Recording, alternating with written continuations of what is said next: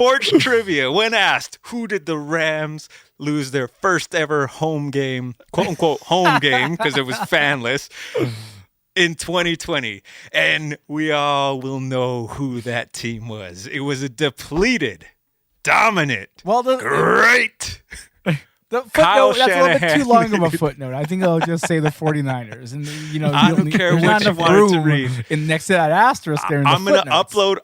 upload this audio clip so that people can play To it the when Wikipedia page, Wikipedia huh? future when audio clips can be played. Next to pronunciation, it's gonna be like footnotes. Audio footnotes. Ooh, yeah. Ooh yeah, that's yeah, boy. I'm pumped.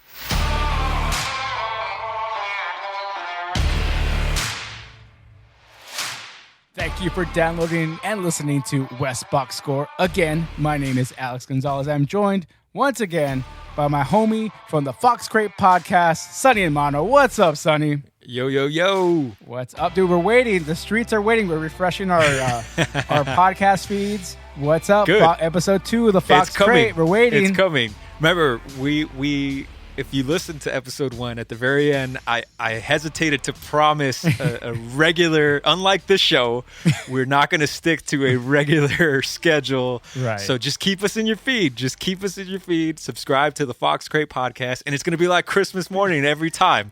It's going to pop up and you'll be like, oh shit. So yes, thanks for tuning in, man. It's a special surprise. And I know you heard that laugh there. Welcome back to the starting quarterback of West Box Score, Donald Paz. What's up, Donald? How you doing, buddy? Yo, what's going on, guys?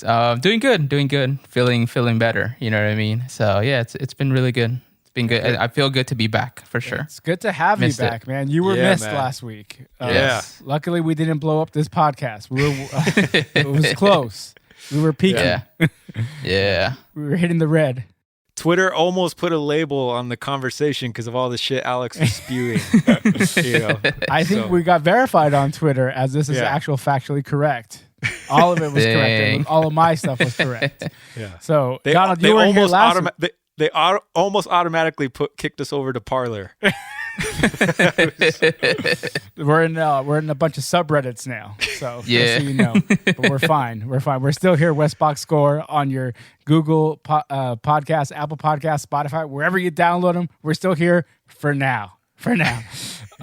Donald, so we were hoping last week you missed your chance at Spiked Out Football, dude. Your Bolts came away with a big win. Yeah. No, it was really good to see them get a W. So that was really cool.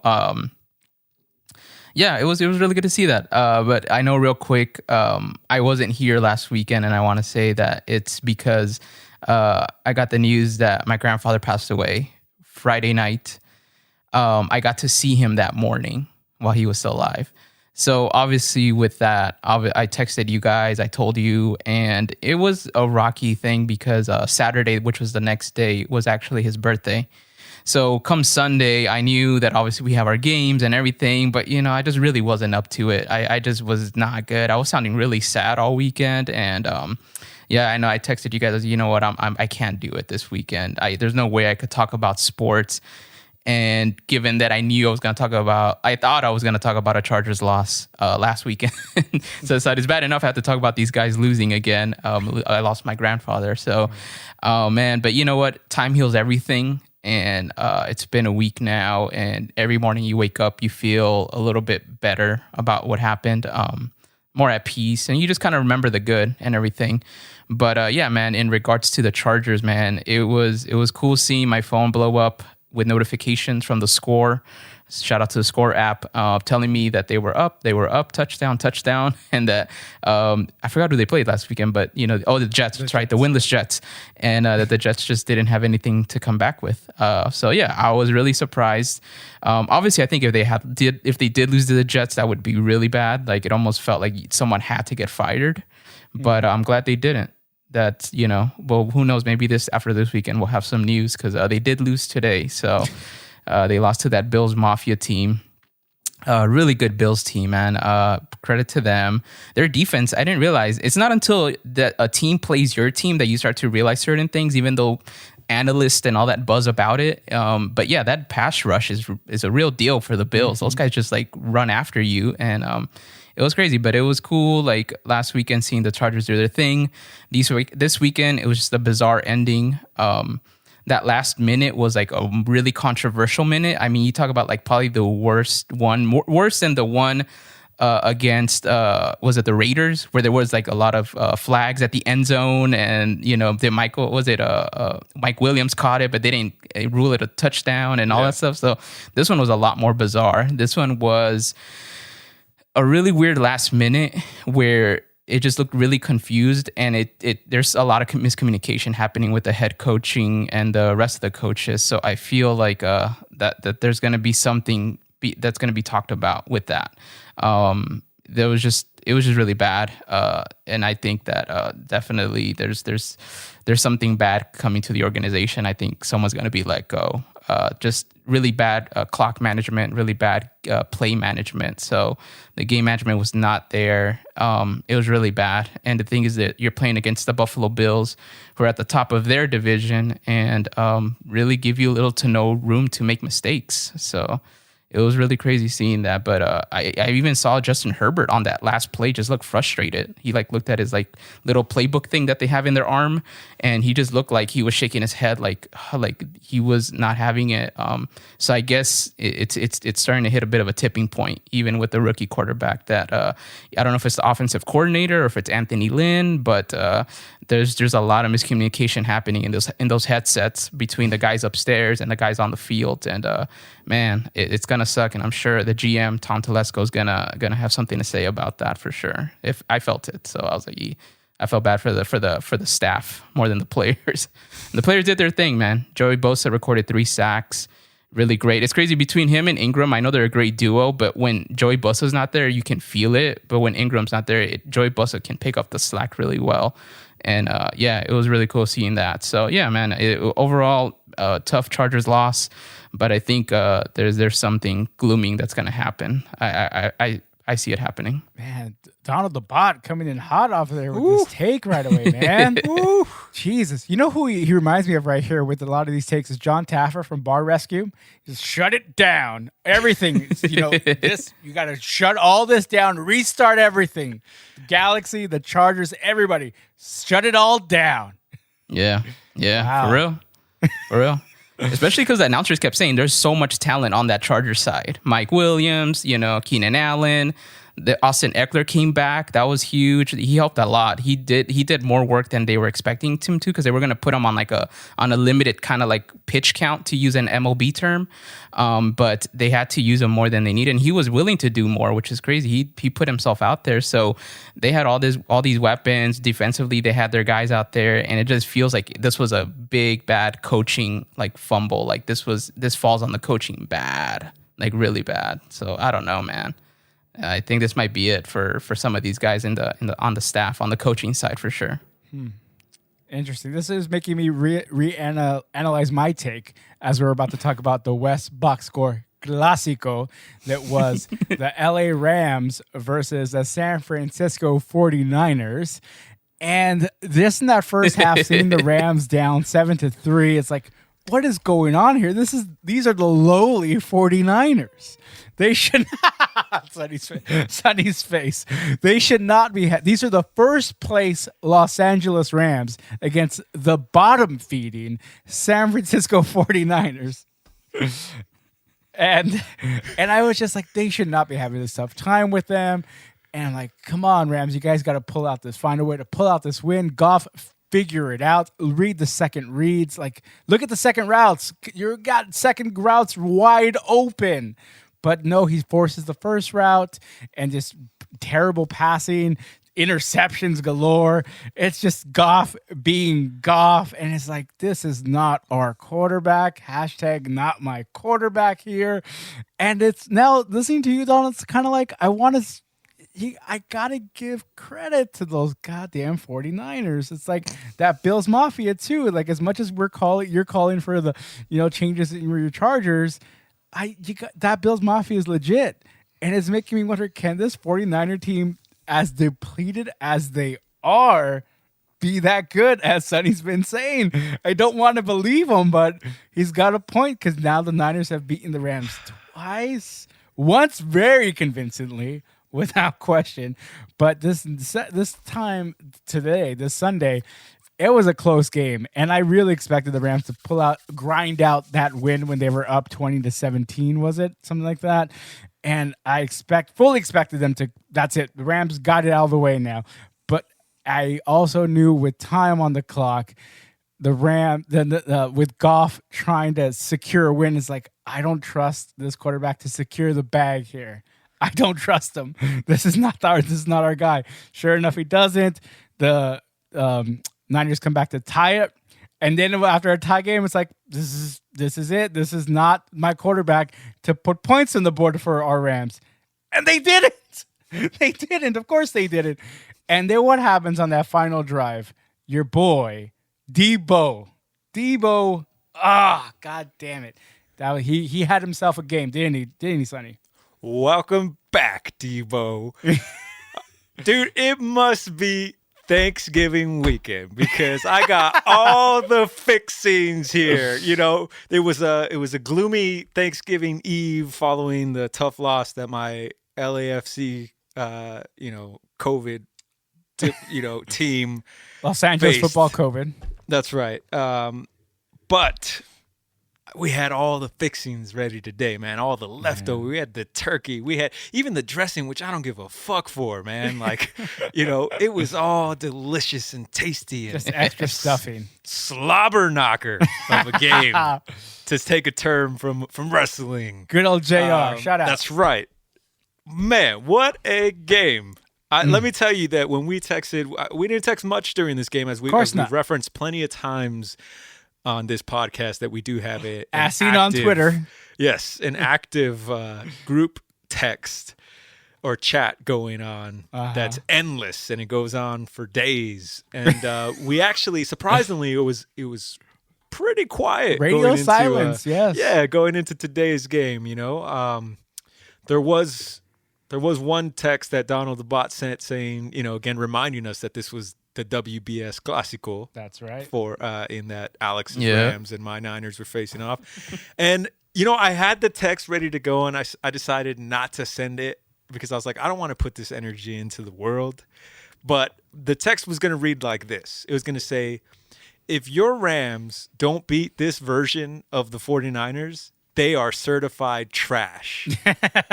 That's what my text message was going to be. I promise you. And I decided to not send it because I was like, you know what? I don't even want to put that out there. It's Thanksgiving weekend after all. It's the holidays. Let's all be nice. Enjoy the game for what it's going to be. Win, lose, or draw. And I think it's safe to say the Rams are certified trash. I will say this. I don't think my Rams are trash. I think my Rams have an elite defense. You have an elite defense? You have an elite defense? You have a nice defense. Let me tell you about elite defenses, okay? Elite defenses are the ones that pull their sorry offense constantly out of trouble. How many times can they do this, though? 4 turnovers, week baby. in, week out. To elite. Do you think we're 5-6 because of our glorious offense? Right. No, that's do you think we're 5-6 because Nick Mullins has been carrying us? No, it's because we have, even depleted, we have by far, when healthy, the best defense in the NFL. When not healthy, a great defense in the NFL. And I think we've proven that, and we proved that again today because we went pound for pound, we went punch for punch with a Rams defense that for the most part is fully healthy, and a Rams offense that for the most part is fully healthy. Right. So and that are being coached by this fucking stupid ass nickname, preordained genius. McGenius, yes. If he's your genius, then Kyle Shanahan is his daddy because Kyle Shanahan owns him. And there's all this talk about the Niners not going to be able to play their next few home games at home because of the COVID lockdown that's happening up in Santa Clara that I'm sure we'll get into it in a bit. But they should have made this a loser goes home match or a winner takes home match because this is our stadium now. Wow. I think we're the first road team to actually christen christen this stadium, at least when playing the Rams. Can't speak to the Chargers. Sorry, Donald. But when the Rams colors are up in there, this was their first Rams loss. Their first Rams loss ever. Let the history show. Sports trivia. When asked, who did the Rams lose their first ever home game, quote unquote home game, because it was fanless, in 2020? And we all will know who that team was. It was a depleted, dominant, great. The footnote, that's a little bit too long of a footnote. I think I'll just say the 49ers. And, I don't care what you wanted to read. And next to that asterisk there in the footnotes. I'm gonna upload this audio clip so that people can play it on Wikipedia future when audio clips can be played. Next to pronunciation, it's gonna be like footnotes. Audio footnotes. Ooh, yeah. Ooh, yeah. Yeah, boy. The injury-ridden 25-man loss to injuries, man. Dude, over I am 100-something games. I am pumped, man, because ask me, do I think we're still going to suddenly now make a run into the playoffs? No, I don't think so. I don't think so. Of course, we're close enough to where they're keeping us hooked as Niner fans, and we're going to, of course, tune in and cross our fingers as we play Bills Mafia next Monday night. Yeah. Exactly. But this game just proved what I've been saying all along, and that's that when healthy, we are who we thought they are. And that's a Super Bowl contending team. And when you measure them when you measure them against a team like the Rams, that the Rams are who we thought they are, frauds. So that today just was proof. This season was proof, because I believe we are now 2-0 against your Rams, Alex. And I know I'm coming in hot with this. I know you have. Hey man, enjoy. Spike that football, guys. Spike it. No, in all seriousness, man, it was a great game. I was It's a big rivalry game, man, and it's a big rivalry win. You've got two of them now. Aaron Donald was manhandling our line and was growing by the minute, and I was just thinking, oh man, that's it, it's a wrap. Especially when we lost the lead, I thought there's no way, that's it. The Rams have all the momentum, they got that mojo going, and our defense just got that one last stop, man. Two critical stops, but one last stop that gave us the ball back. And shout out to Nick Mullins for at least not blowing it, because I'll admit, I was expecting him to turn it over, fumble it, take a sack, something that was going to end in a negative result at the end. But it didn't happen, and we walked out of there with a win. And now to the next point, and that's like, I think we could talk about the shit show that is the NFL under this COVID, this world that is COVID, and trying to play a quote unquote regular season, or as regular as you can get in this climate, man. Well, it's so weird now in California, and especially LA County, how they're mentioning new safer at home orders and these new closing, just constantly changing how we're approaching the county's approach to keeping the numbers down, the hospitalization rates down. And in California, more so, is very conservative in that sense, where we're just, hey, play it safe, stay home. And I don't knock it, obviously. I get it. And one of those first casualties has to be sports. It has to be. It's not an essential business, no matter how much we want it to be, especially us three as sports fans. It's just not.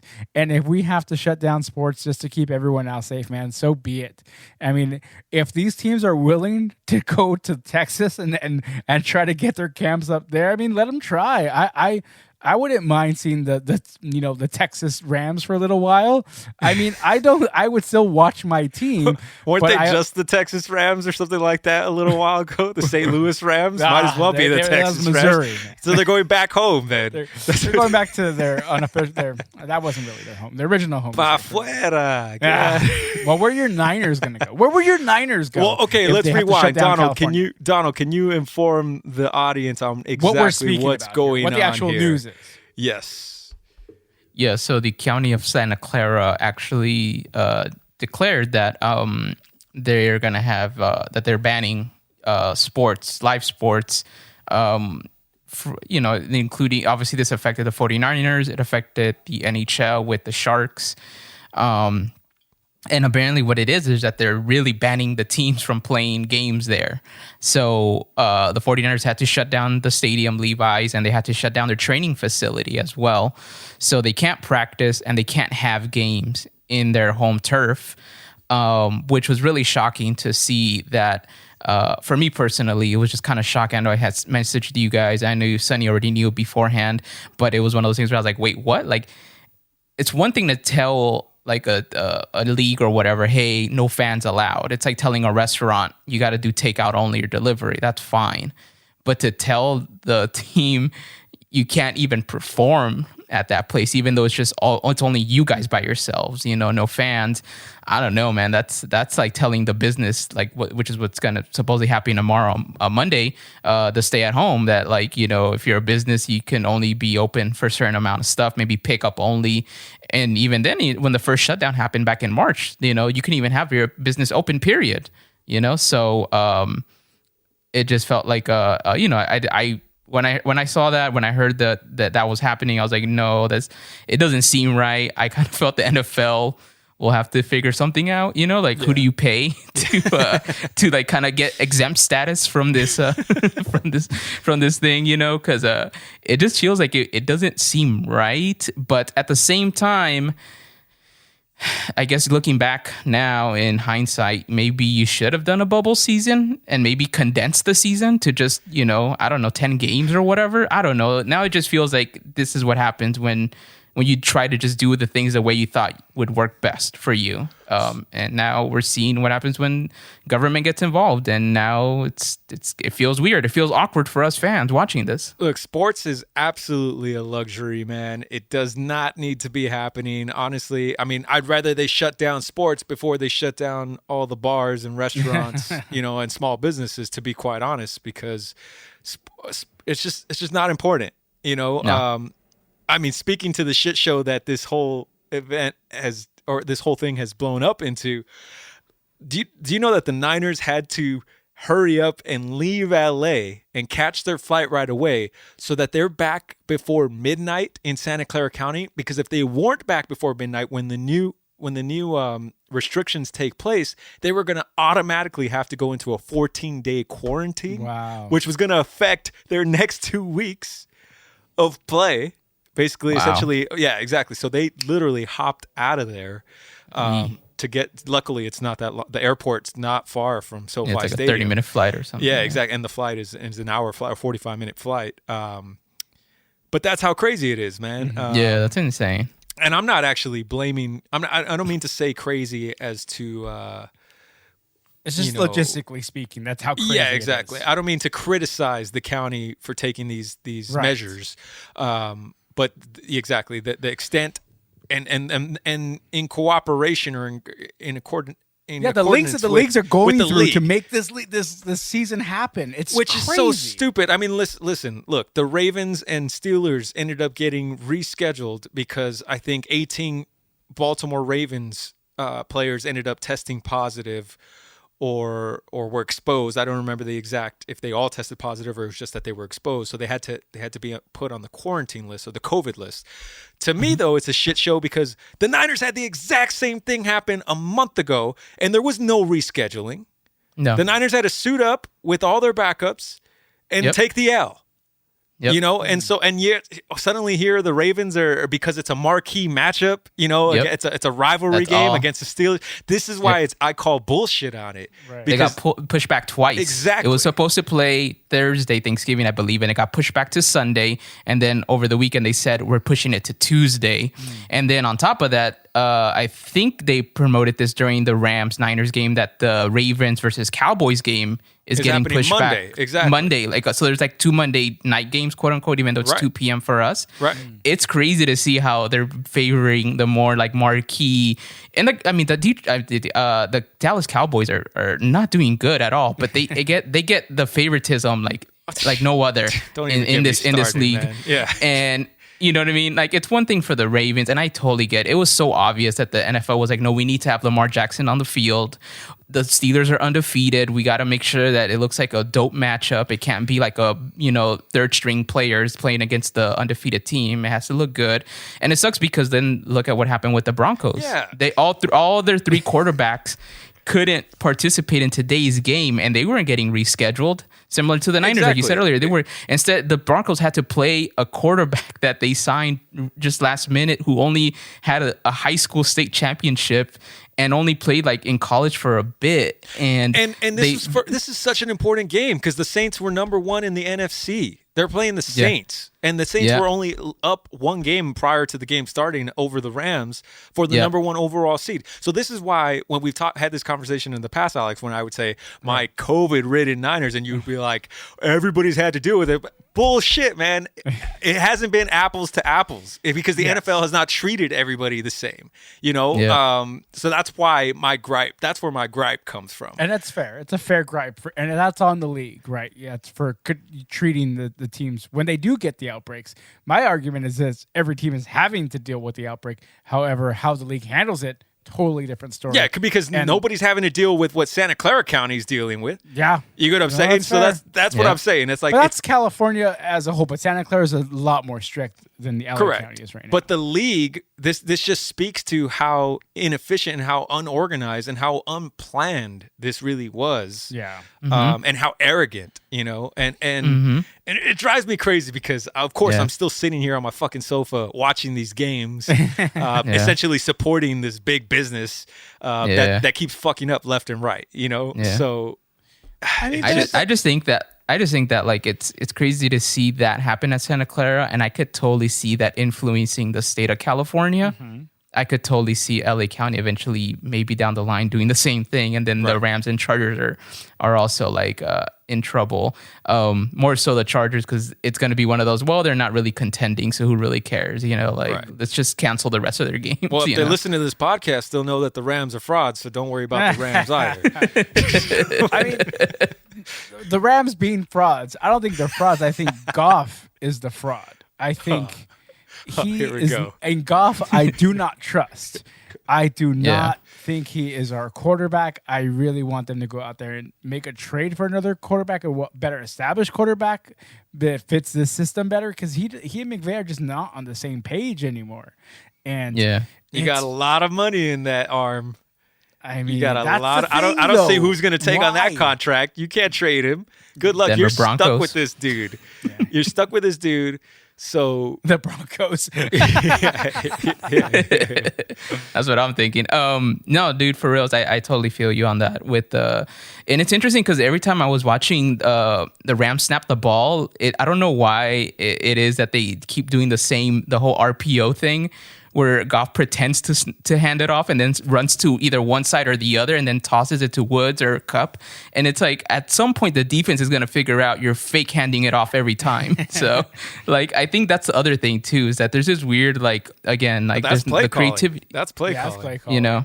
But you know what? Like, in regards to just the Niners-Rams thing, I mean, I've always said division games are tough. Mm-hmm. And at the end of the day, division teams just know each other really well. I mean, that's just what it is. That's a big part of it too. So yeah, absolutely. I think that the bigger task is when you're playing against the Saints and the Buccaneers or some other team in the NFC that's also like about to make it to the Super Bowl or whatever. Where I think the Rams do shine when they have to play against tougher teams like the Bucs, like they did last Monday night. In that tough game, they found a way to get the win. Tougher teams? Yes. It doesn't get any tougher than the Niners. Let me tell you. Obviously, you don't get any tougher than 2 losses against a team, so yes, but I agree. But that's what I'm saying, because the Niners are a tough team, and there's no doubt about it, especially when they play the Rams. But as one of the division leaders and one of the playoff teams in the NFC, the Buccaneers were going to be a tough matchup on last Monday night, and they showed as much. But the Rams found a way to get that win, especially when they lead in the second half. Or something like 22-0, under Coach McVay, just keeping the lead, getting the lead, keeping the lead, and sticking to their game plan, and not allowing points in the second half, which they gave up 10 points to Tampa Bay in that second half, which is like a higher. What they usually give 3 or less in the second half. They have something ridiculous like that defensively. And just so you know, the Rams actually outscored the 49ers in the second half. By 1 point, but didn't get the. Oh, is that you want a golf clap for that? I just want to. Would you like? 16 to 17. I just want the audience to know that the Rams are indeed a second half team. Oh, okay, yeah. But they didn't help in that they weren't a first half team. Yeah, I'm sure. Yeah, they were a second half team in that Super Bowl they were in too, right? I don't think they were much of a second half team in that Super Bowl. So wait a minute. Okay, the reason why I call the Rams frauds is because let's look at the schedule and let's see who they've really beat. Okay, here we go. They've beat all of the NFC East, who we all know here is the worst. Is made up of trash. You know, pick your color of trash can. You got different. the team leading that division right now is what, 4-7, 5-7.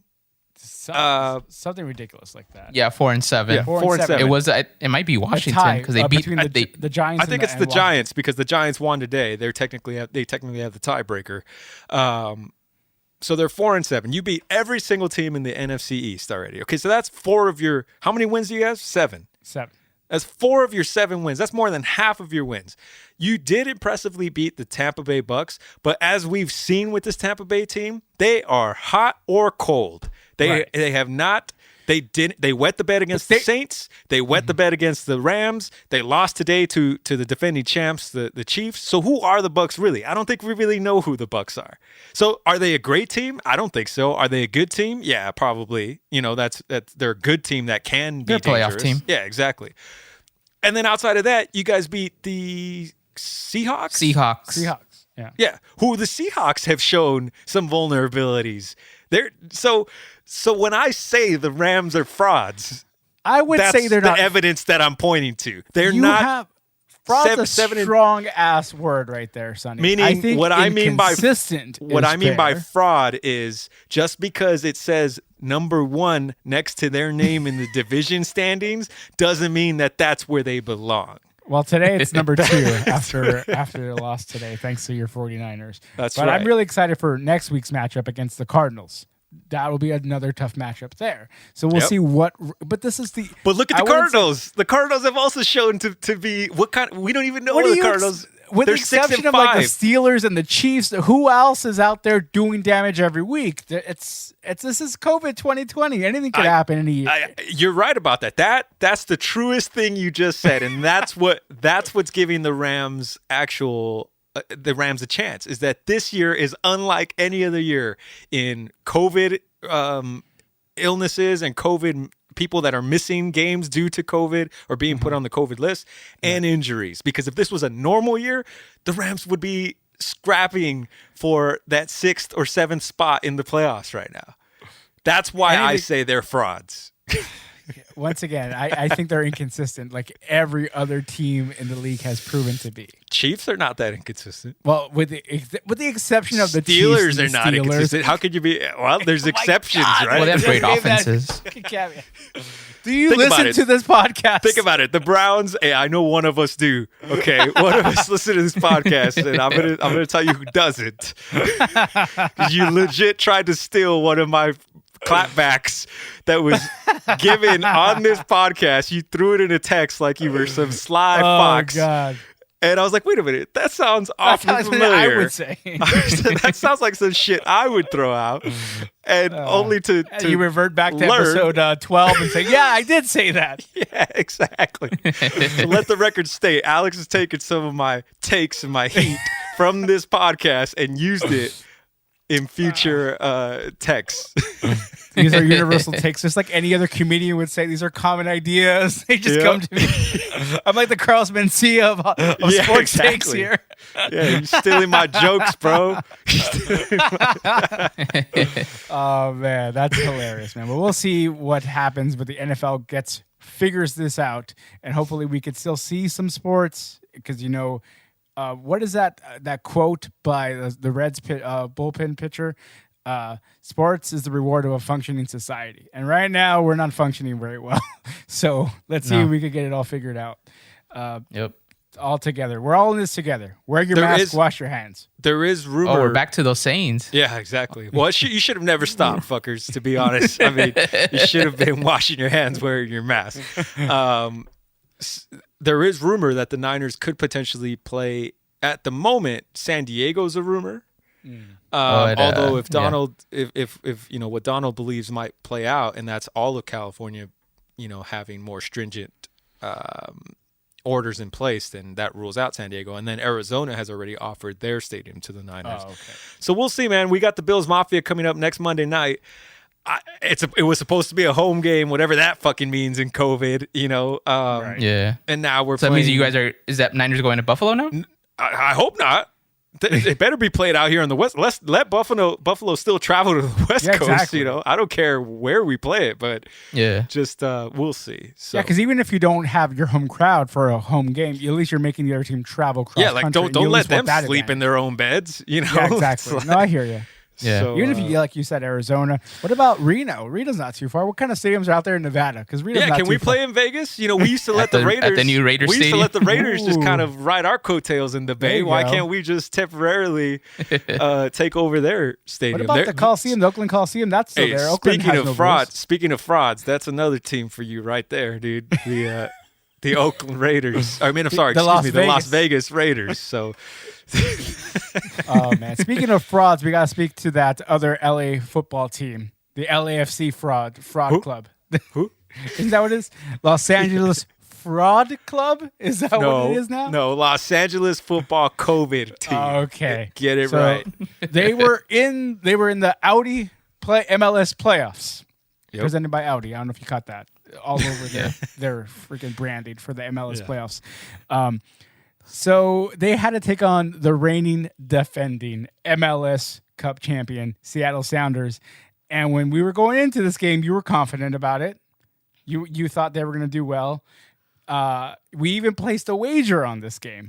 Yeah. A little parlay between two bets between Monday night, my LA Rams and the Tampa Bay Bucks. Rams took care of business that night, leading us into Tuesday night against LAFC in Seattle. How did that game work out for you, son? I still have lawsuits pending on the results right now, so we have not certified our bet yet until it's official. I thought you wanted to recount the goals. Yeah, we're recounting. Turns out there's one extra goal for Seattle now. Yeah, I have my lawyers looking into it. All right, so to be determined. No, I'm just playing. Yeah, man, it was a tough loss. Just it felt like the team never really had a chance once that whistle got going, once the ball got rolling.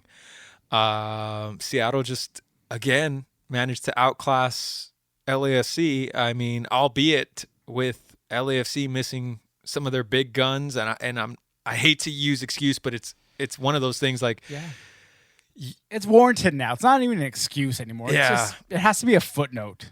Yeah, like you wish, and I hate to do it because I don't mean to take anything away from Seattle's success, but from my own team's perspective, you wish they were closer to full strength because injuries are a part of the game. So they could have missed one or two players due to regular injuries, but when it's due to this world that we're in right now with COVID and FIFA's talk about another corporation or organization that's fucking shit up, FIFA kind of to blame partially for the MLS teams missing some of their players now and their best players, because obviously your best players are going to play with their national teams. You don't get the scrubs unless you're soft Bastion legit that gets called to play with the national team. Usually the scrubs don't get called to play with the national team. So with that being said though, I mean, Seattle, it was survival of the fittest, man. They didn't have the COVID bug hit them at that particular time, except for one player, and their players showed up, man. Rui Diaz balled out, and they Jordan Morris, man. Every time I see that guy play against LAFC, I'm like, is this the same Jordan Morris from 4 or 5 years ago? Because he was such a letdown, and now it feels like he's finally coming into his own. Yeah, man. playoff Morris. Yeah, it was disappointing. We got nothing from Vela. He looked like a dude that was completely out of rhythm. Because He got stopped on a penalty kick. Yeah, How it rare was is that? it was a terrible penalty kick too. I mean, but that speaks to a player that doesn't have the confidence, or the rhythm. Just so much rust. I mean, field rust is apparently real. Right? It is, It's man. Different It game is. shape. Exactly.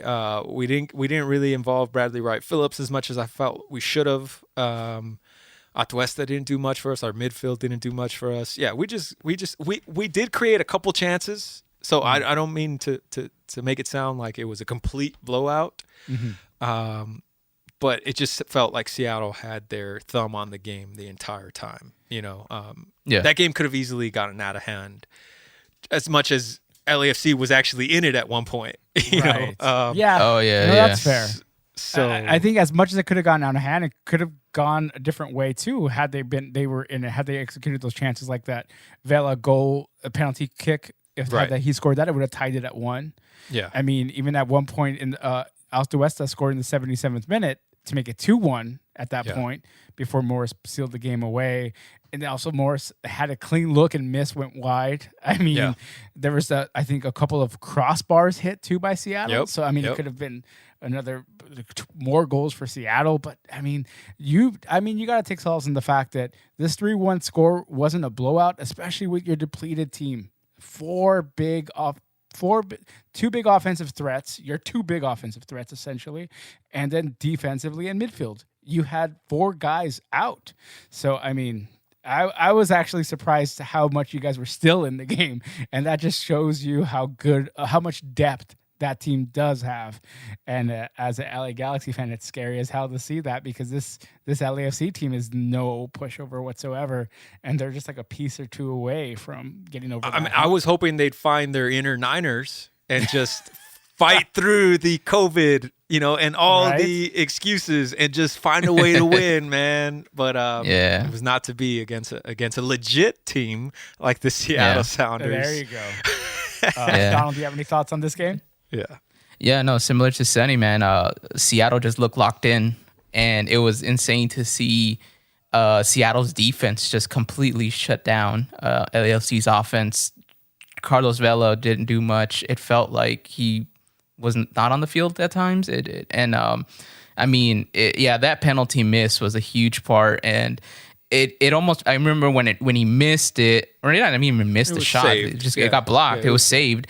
It just felt like, oh wow, this just has the makings of LFC. This wasn't meant for like LAFC to win it. Like it's just there's no way because I think if it was 1-1, things change. Momentum might have swung. Especially because LAFC needed every chance they could get, and it was a bummer. It was a bummer not to see the 4 guys that were missing due to international duty. How dare the FIFA not care about MLS and prioritizing it like that? This elite league in the world. Right, that's right. And put some respect on that league. Put some respect on that. So it was crazy, but I totally feel like what Sonny was saying. Like it felt like LAFC was chasing the game pretty much from the get-go. But yeah, it was insane seeing Seattle just look locked in. I mean, definitely looked like the number 2 team.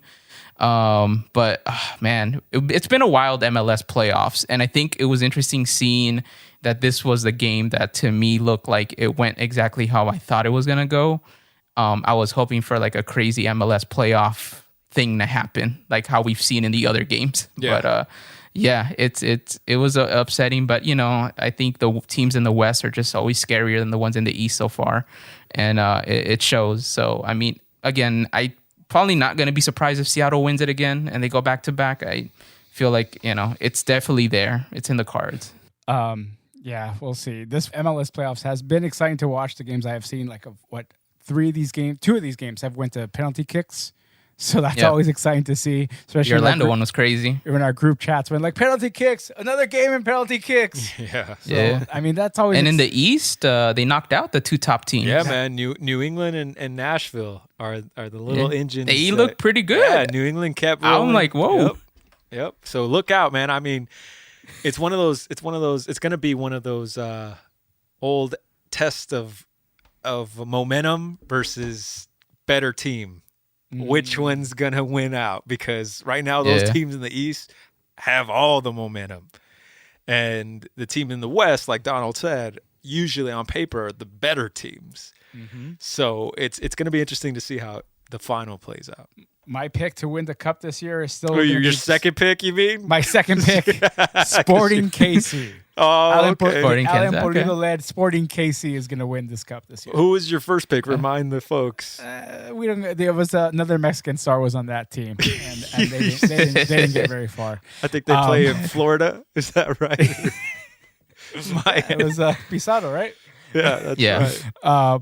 So that's funny how you were mentioning fact checking on Twitter, because there's a tweet by somebody named Will Forbes who goes at the handle at transfers MLS, and he tweeted out, MLS is better than Liga MX.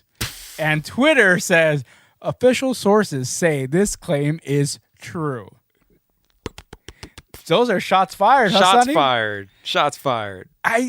I mean, like we were talking about the exciting playoffs, the exciting shootouts to like determine a playoff winner. Those are niche, right? Like you don't want big games to be settled by shootouts. At least okay. not But let me later in ask you: playoffs. does more exciting equal better?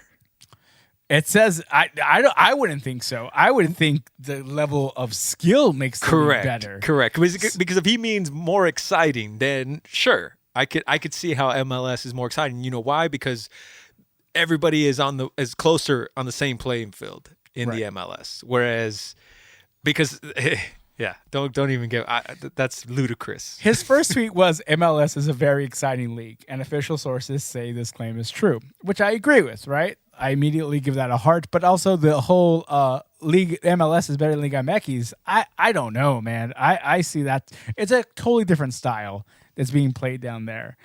And I prefer to watch Liga MX whenever I see it, just because it seems like they're trying to create, but they also do this thing where they're trying to create too much and they don't take enough shots for my liking, which MLS does. Just like, hey, we're kind of near, let's give it a shot. But when they do take shots from far, those are usually like good golazos, because they can beat goaltenders from 35 yards out. It's like, take those shots, man. But they don't. The thing that makes MLS more exciting is that the defense is so atrocious in the MLS that naturally that means the offenses are going to create more chances. Right. You know, whereas that's fair. Yeah. Yep. Whereas in a league like Liga MX or the European leagues, the teams are more balanced throughout. And so you get more 1-1s that are very strategic, and a lot of missed opportunities or over creating because the team's trying to do too much.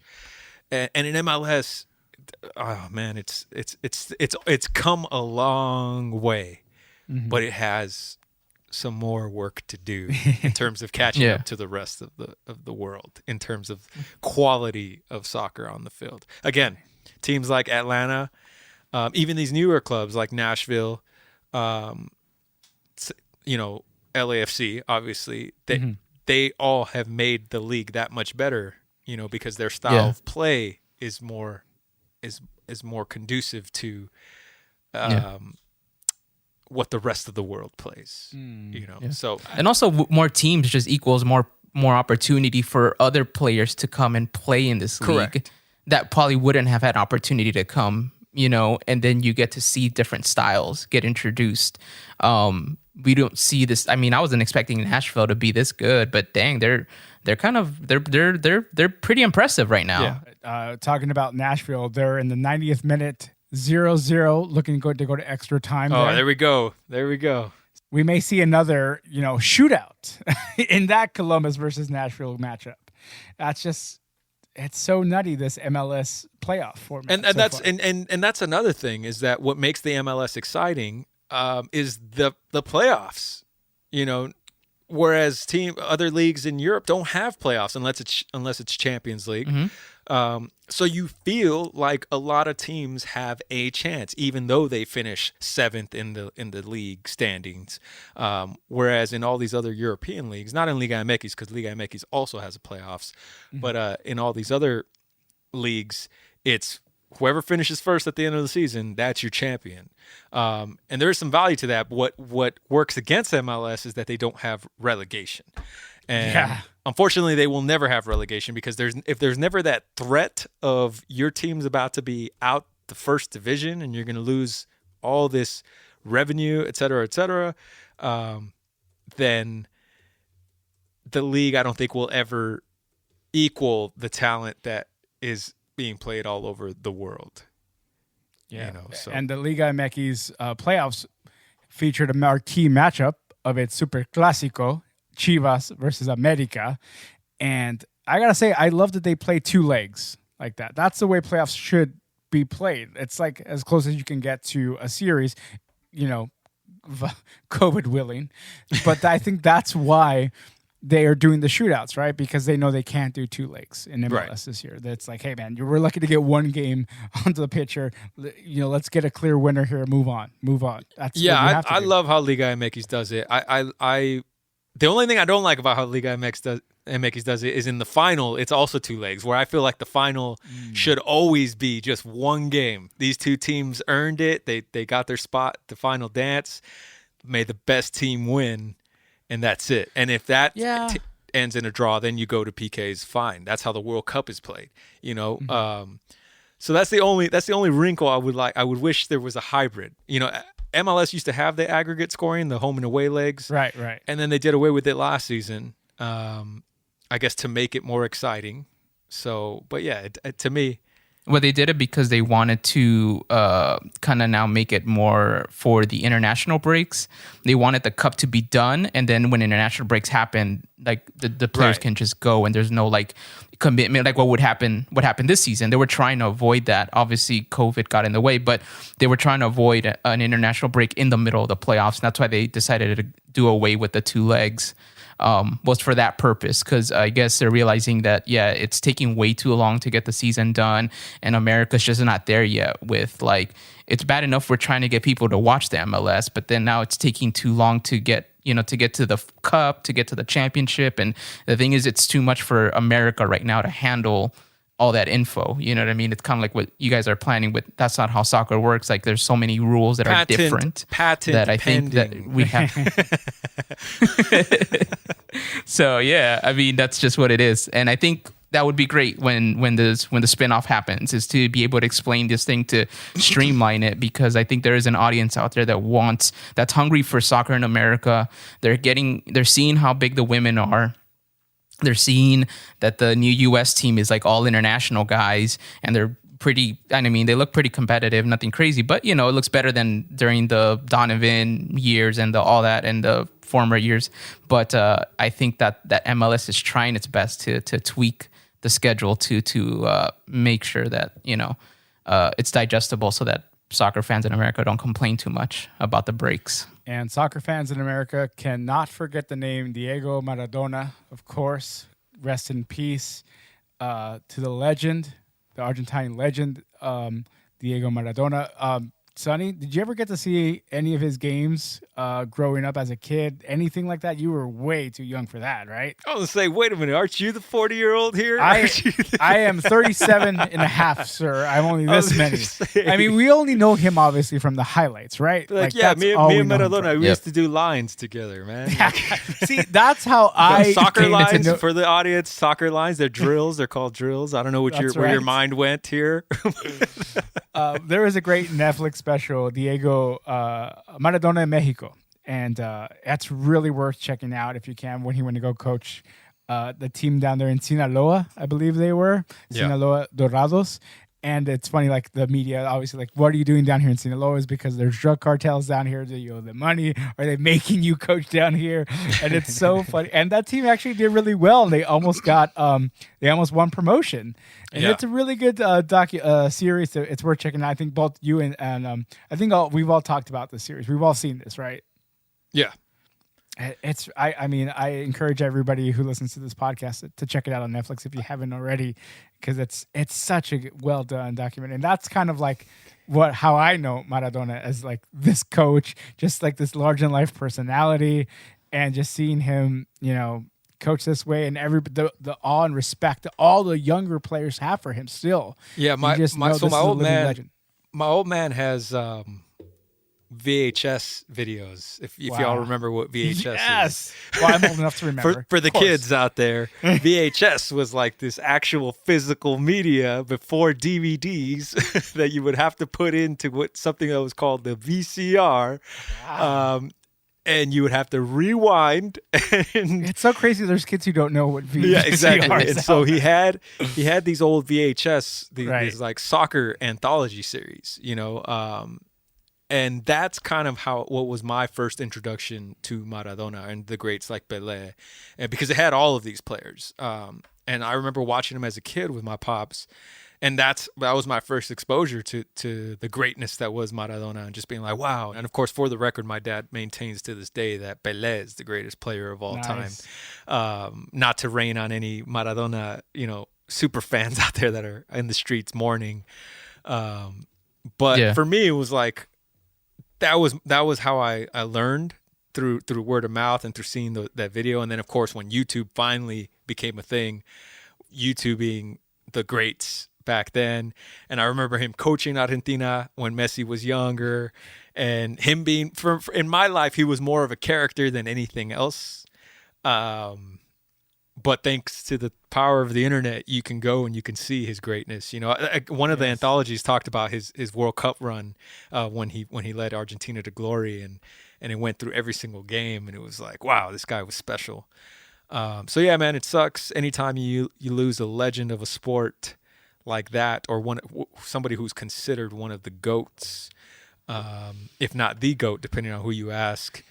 And yeah, may he rest in peace. So it's a huge loss for the soccer world, and it was great to see all these tributes, across the league, and even in rugby. I think I seen them do a tribute. Yeah, New Zealand, which was wild.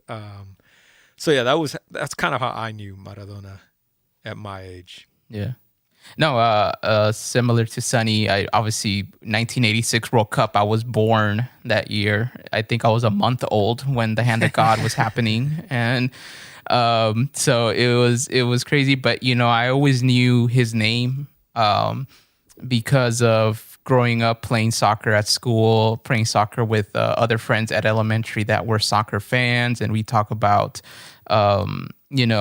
who we were. Like, I'm Kobe Jones, Mauricio Cienfuegos, obviously Galaxy related because it was around that time that the Galaxy were forming. And you always knew, like, even with my family, like my parents and my other family members, like Maradona was a name you kind of just heard of because, again, the World Cup. Like, he brought a World Cup to his country, which is an honor to do to your nation. I know this is kind of like the flack that Messi gets, is that he hasn't been able to accomplish that yet. But obviously that's because he is from the same country that Maradona is from, and Argentina just has those kind of standards for you if you are going to play soccer for the national team. But I knew that he was a little off here and there, heard stories that, he had a crazy life and all that. And obviously now with the documentaries, it's all out there. I always knew he was one of the greatest to do it. So, I mean, bringing a World Cup was a lot. That means a lot to the history books in soccer. And similar to like Sonny, definitely a legend. I think to me, he's up there with like the Ali, with when you think about like greatest sports figures, legendary figures, not just in their sport, but just in terms of worldwide impact, I think he's up there with like Muhammad Ali, Jackie Robinson type of stuff, where it's like you say Diego Maradona, like it means a lot, and people are gonna be like, oh yeah, like I remember that guy. So can't really say that about a lot of soccer players. So it's crazy, but his passing, I think definitely a lot of people felt. I know the nation of Argentina was mourning. I saw the videos of them just crying on the streets, and it goes to show you that.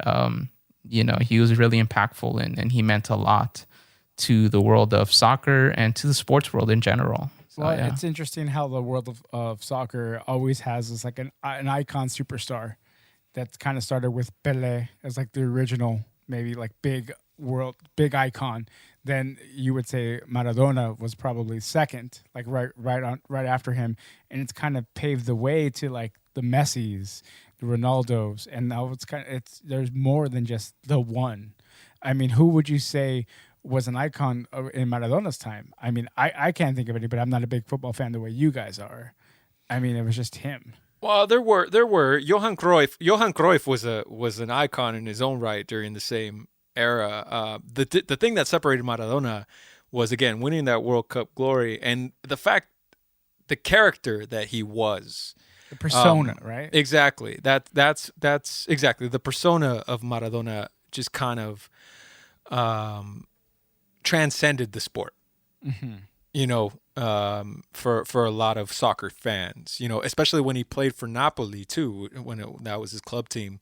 You know, that's during a time that Italy's league was one of the most popular in the world. You know, so and thanks to having players like Maradona. But to say he's peerless, I mean, myself personally, I don't get carried away with that. You know, I do think he was great. Do I think he was the greatest? I think it's hard to judge when you're judging cross generations. You know, because the sport just keeps evolving and has been evolving. So he was definitely one of the greats. That's why the Jordan, LeBron, Kobe, GOAT talk is always going to have those weird caveats because the league's so different now.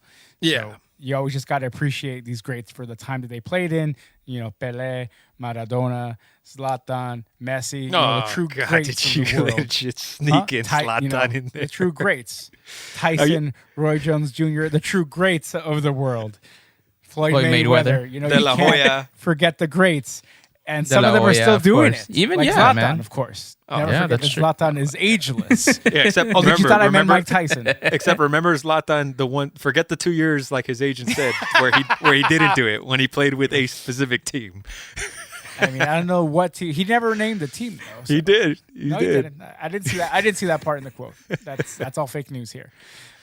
Tyson and Roy Jones Jr. got into an exhibition box sparring match. It wasn't a boxing match, even though they told us it was going to be before they ordered the pay-per-view. But once you start talking to them about it a little bit more, you find out no, it's just a hard sparring exhibition. There's not supposed to be any real scoring, and yet there was scoring, and there wasn't anybody trying to knock each other out. Although Mike Tyson looked like he was trying to knock somebody out. Sonny, you caught some of that fight. What'd you think of it? I did, man. Surprisingly, I was not planning. It was a spur of the moment thing where I was like, oh, tonight's the Roy Jones Jr. Mike Tyson fight, right?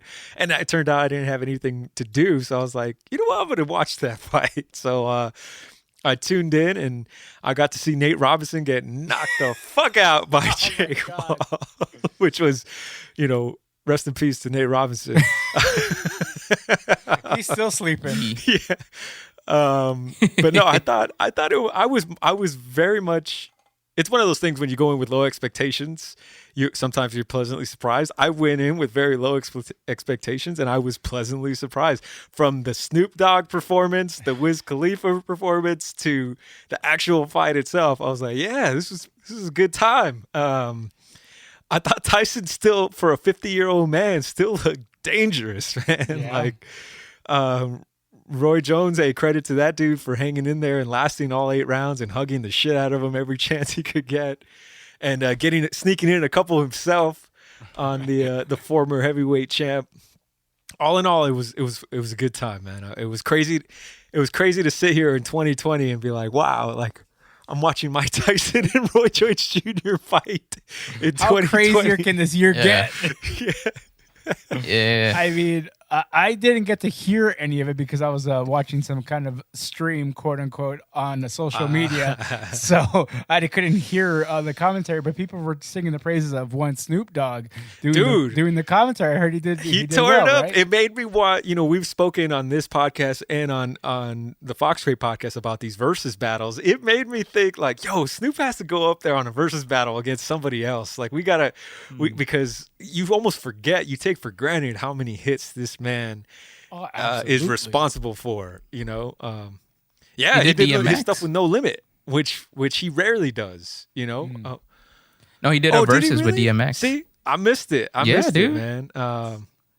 When when your cousin was talking about that, I was all like, oh, dang, that's crazy that he watched the verses because I watched them too. But yeah, the one with DMX and Snoop is very memorable because Snoop was the one that like carried the show. And that was like when you were talking about the commentary at the boxing match, like, yeah, I saw that at the verses. So yeah, he could totally, could host a show, man. It's crazy. I'm surprised he hasn't yet. Right? Didn't he do a game show? Wasn't he like hosting a game show or something like that? Oh, that's right. That's right. I forgot the name of it, I'm not sure though. if it's still around, but it was like, I remember when they ran the promos for it and stuff like that. But yeah, Snoop is a national treasure, man. From LB, he's one of ours. So for sure, I'm just grateful for that dude. And he sat in on a couple of LA Kings games and doing play-by-play with them or color commentary with them. Yeah, and he watches the LA Kings. He knows most of the players. He knows Drew Doughty. He's like, oh, that's my boy Drew Doughty. Go Doughty. So I love that he's into hockey as well.